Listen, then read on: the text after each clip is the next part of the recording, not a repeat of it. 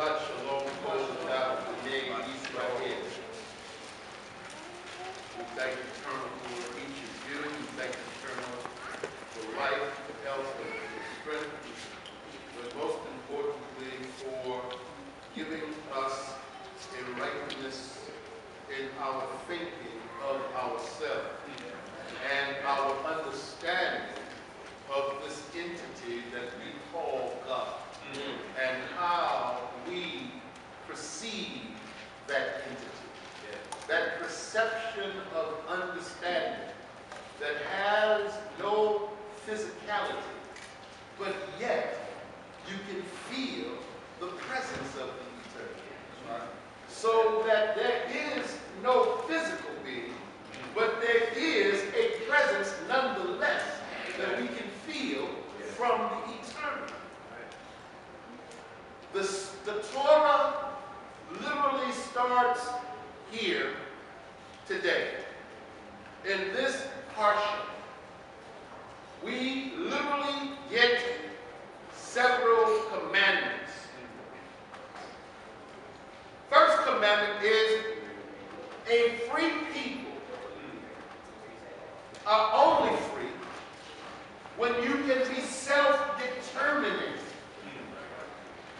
One of the means of being self-determining is that they had to establish their own calendar. They had to establish their own calendar. Because prior to that, they were using it under the calendar of the oppressor. So therefore, when we get married, or a person comes into this community, or a person passes away, we give the secular date, but we always give the Hebrew date. Because we must mark our calendar. If we don't acknowledge it, who else is? So therefore, you should not only know your birthday on the secular calendar, but you should also know what your Hebrew date of birth is. Because they move, they change.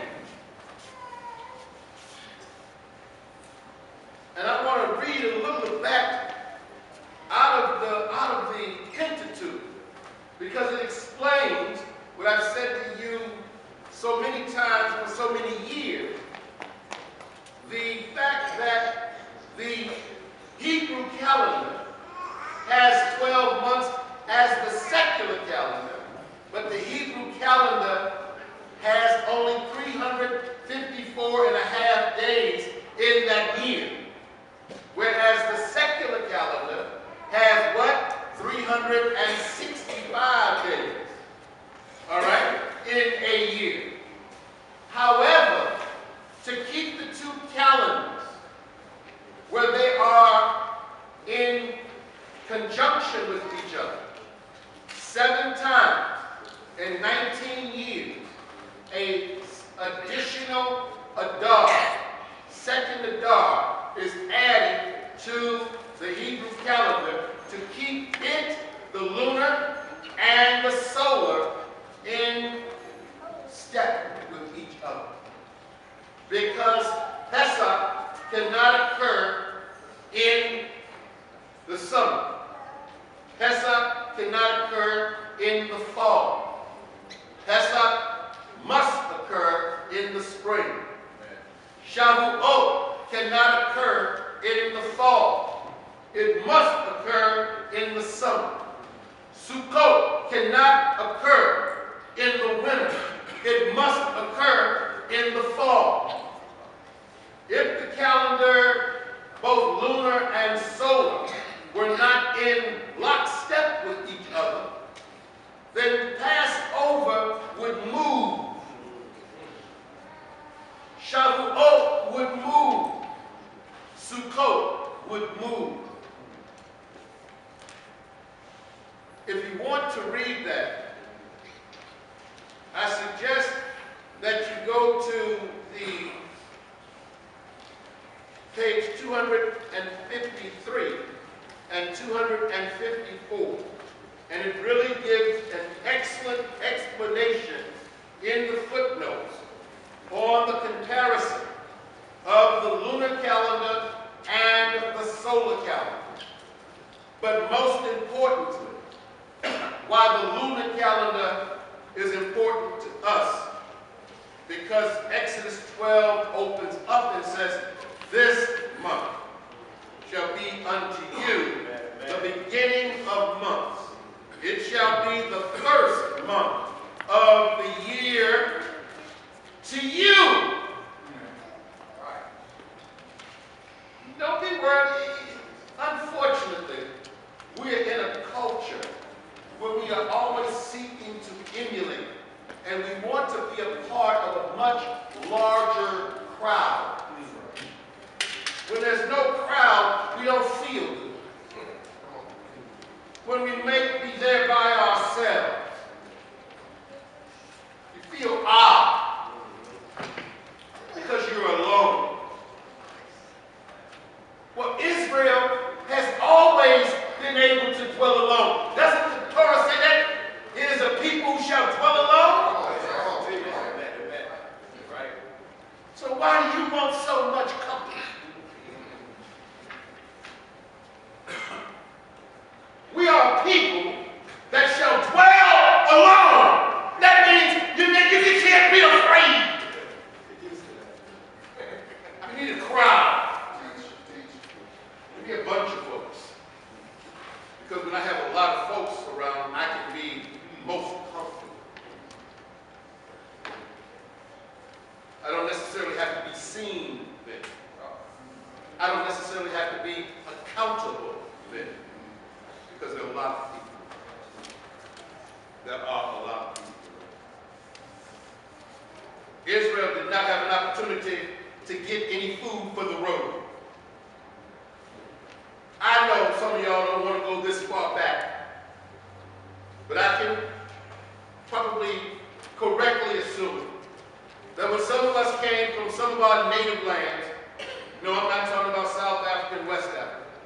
I'm talking about native Mississippians, and native Alabamians, and native South Carolinians, and native Arkansasians. That when you came up here, you had food for the road. Tell the truth. Did y'all fry some chicken?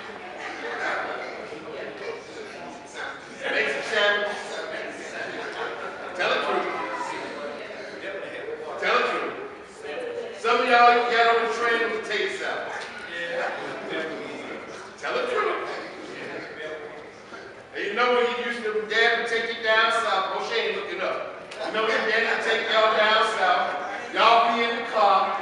They have potato salad, chicken legs. So see, the chicken legs is the best part of chicken you eat when you travel. It's easy to work with. That's how we travel. Israel didn't have any food for the road. You had to go on this journey without any chicken. All you had was this bread that hardly had time to rise. It didn't rise.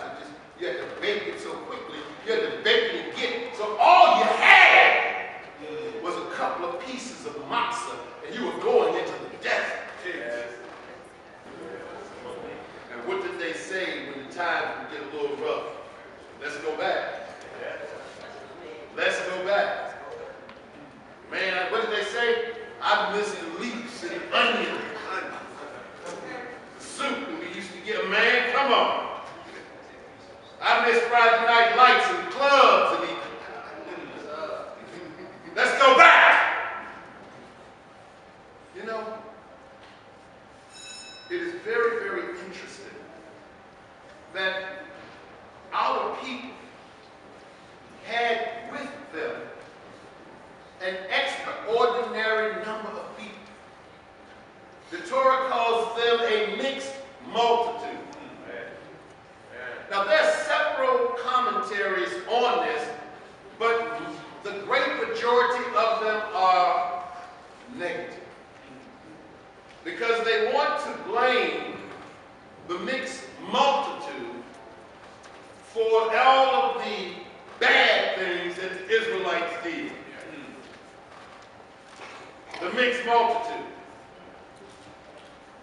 And I've said to you before that there is no long litany of rabbinic literature, books upon books upon books. You have the mixed multitude mentioned here in Exodus, and the mixed multitude is mentioned again in Numbers. There's another short phrase that we have, and it says, "Thou shalt not seek the kid in its mother's milk." It occurs 3 times. 3 times in all of the Torah. But there are probably volumes upon volumes upon volumes of rabbinic literature telling you that that means that you cannot have milk and meat simultaneously. So the Ethiopians and the Ugandans asked an interesting question. If that be the case, and you said you shall not seek the kid in his mother's milk, how did you throw chicken in that category? Because chicken is not seeked in its mother's milk. Not chicken I saw in South Carolina. I don't know about chickens from other places. The chickens that I saw in Nigeria didn't. The chickens that I saw in South Africa and Uganda didn't. So this whole idea of volume upon volume of creating this text, that we say that this thing is improper, that it is outside the pale, it is a teaching. It is a halakhic teaching from rabbinic literature. And the literature it is not absolutism. I think that's one of the differences. It's a guide for me, more so than an absolute. You see what I'm saying? So that you're guided through understanding and through reasoning. So the rabbinic literature also says, yes, you are to circumcise your son on the 8th day. But it also says, if the kid is sick, you don't circumcise. Right. If there's an issue, you don't circumcise. So you have to now be able to extrapolate some type of intelligence when there's a particular situation that's at hand. But the Torah does say, on the 8th day. That's what the Torah says. Was he sick? The Torah says nothing about if you circumcise another son, and that son died as a result of being circumcised, you don't circumcise the next son on the 8th day. But that's some wisdom that evolves from the rabbinic literature that you wait for 30 days. And if he dies, then the next kid you wait a very long time. Or you have a right not to even circumcise. Why? Because there may be something genetic with that particular family's genes, and they may, what do you call them? Be bleeders. What do you call them? Hemophilia. So the Torah has to have an application of intelligence on what it says to us directly. If we don't have that, then we miss out on a great thing. They had no food, but they went anyway. So we can look at that and say that they were certainly a people of faith. Moses and Pharaoh get into it. And it's like Moses gets steamed. He kind of says to Pharaoh, don't worry about seeing my face no more. Don't worry about it. But now you done brought this on yourself and your people. I wonder did Pharaoh believe that? Or did Pharaoh say no? Because you see, the Egyptians understood Pharaoh too, that Pharaoh was God. That Pharaoh was indeed God. So Moses speaks. And I think he's angry. I think he's angry at Pharaoh because Pharaoh is bringing this destruction through his tongue on his family and on his people. So in the book of Psalms, in the 34th chapter of the book of Psalms, the 13th and the 14th verse, I want you to tell me if this sounds familiar. Let's start with verse number 12. Come, my sons, listen to me. I will teach you what it is to fear the Eternal. Who is the man who is eager for life, who desires years of good fortune? Verse 14. You want life? You want good fortune? Then the psalmist says, guard your tongue from evil, your lips from deceitful speech. Amen. The psalmist says to shun evil and do good, to seek integrity and to pursue it. The eyes of the Eternal are on the righteous, and Eternal's ears are attentive to their cry. Speech is a very powerful tool. With speech, you can win the person's heart. And every time you're away, they think of what you said. And it makes them miss you, yearn for you, cry for you. But speech can also be something that drives people away. That's why the Proverbs tells us that a brother offended is harder to win than a fenced city. In other words, how do we offend? We offend not so much in our actions as we do in our speech. So I want us to not be like Pharaoh. And don't think that we are kings of our own tongues. That we can say whatever we want to say because we feel that we're big enough to say it.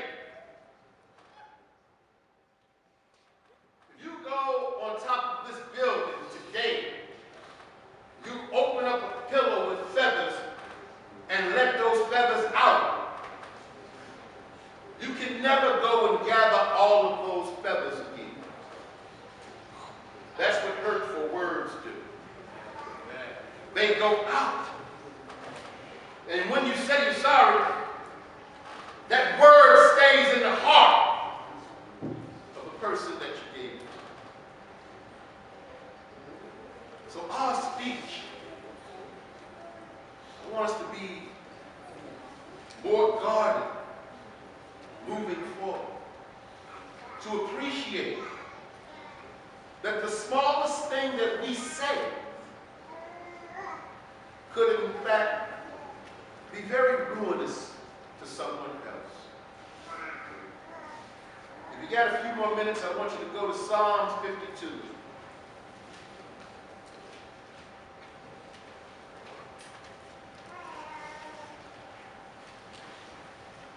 Leaders must lead at all times.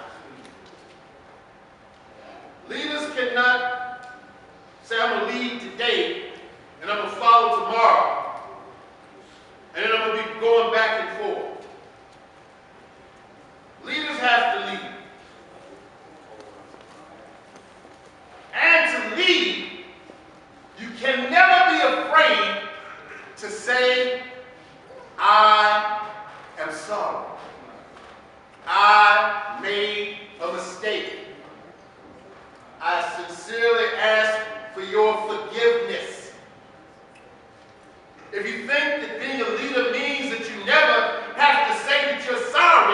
you have an understanding of being a leader as Pharaoh.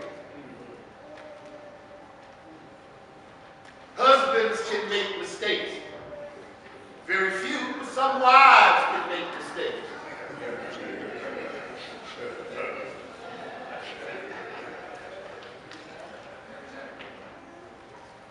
Sons can make mistakes. Daughters can make mistakes. Grandparents can make mistakes. Rabbis can make mistakes. We do not have perfect beings in this way of life. If you meet one, run. Fast. If anybody tell you that they like somebody else, that person is perfect, skedaddle. Sew your pockets up and move on. In the 52nd division of the Psalm,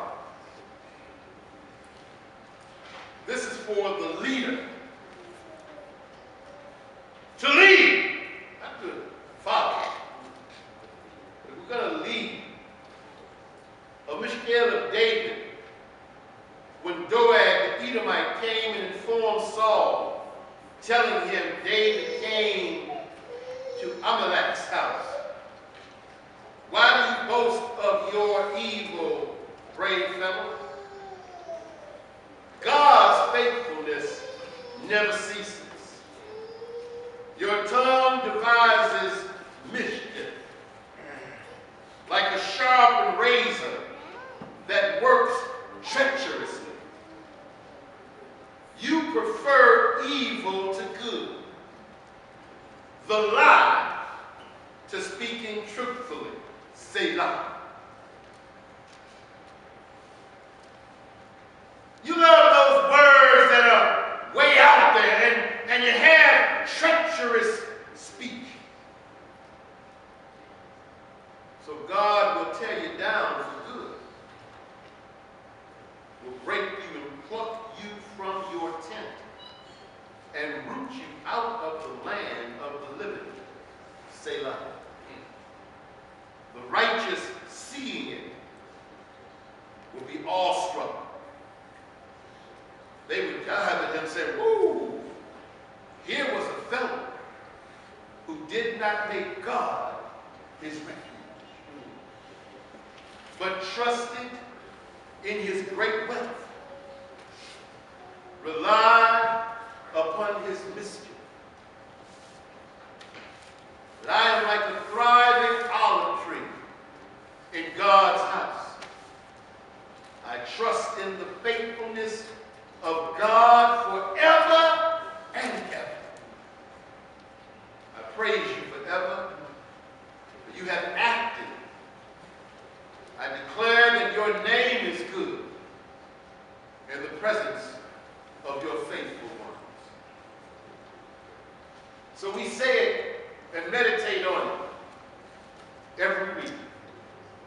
Guard my tongue from evil and my lips from speaking deceitfully. To those who curse me, let my soul be silent. Let my soul be like dust to everyone. Open my heart to your Torah. Then my soul shall pursue your commandments. As for all of those who design evil against me, speedily nullify their counsel and disrupt their desire. May it be your will. Hush. That human jealousy may not rise up against me, nor do I want to be jealous of anybody. Rescue me from the evil inclination and place in my heart submissiveness and humility. Let us find submissiveness.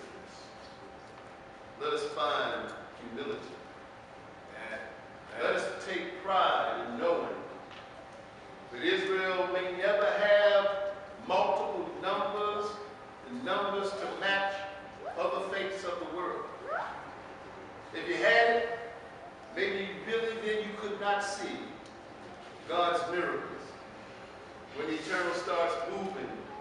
in your life, taking you in places where the odds seem so very much against you.